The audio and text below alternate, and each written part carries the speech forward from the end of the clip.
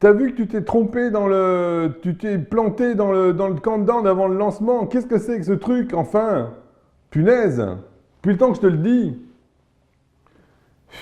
Comment? Ah, bon, je suis désolé, hein, excuse-moi de m'énerver comme ça. Bon, nous reprenons le cours puisque c'est comme ça.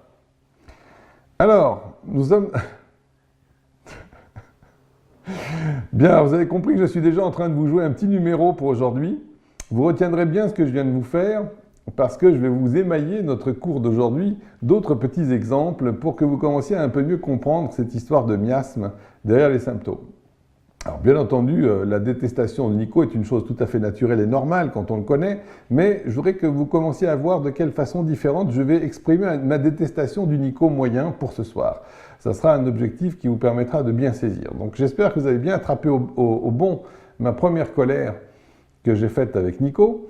Et de la sorte, vous allez commencer à un peu mieux saisir ce qu'on veut dire derrière les miasmes. Ok ?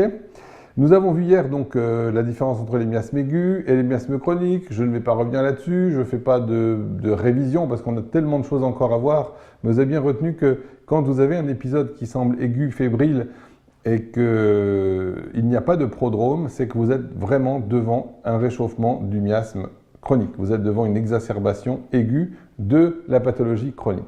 Vous avez vu aussi que les pathologies chroniques, les miasmes chroniques, sont donc greffés sur la force vitale et ne lui laissent aucunement la possibilité de respirer, puisque à chaque fois que la force vitale va avoir besoin de dépenser de l'énergie pour faire face à un accès aigu, eh bien l'accès aigu lui-même n'étant possible que parce qu'il y a le miasme psorique qui est greffé sur la force vitale, l'affaiblissant, le sensibilisant et rendant possible l'arrivée de l'accès aigu.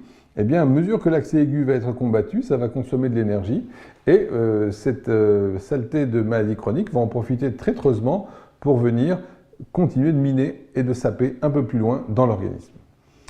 Alors, maintenant que tout ceci est, j'espère, bien compris, c'est que vous allez, merci Nico, vous allez avoir les premières choses à comprendre, c'est dans quel état d'esprit, dans quelles conditions vous allez devoir vous placer pour observer votre patient. Il est évident qu'ici nous parlons du traitement chronique primordialement, mais que ce que je vais dire là, évidemment, se transpose tout à fait à la situation en aigu. Quelles sont les conditions essentielles pour arriver à bien prendre une observation? Ben, la première, et ça c'est très difficile à obtenir, c'est qu'il faut être libre de tout préjugé.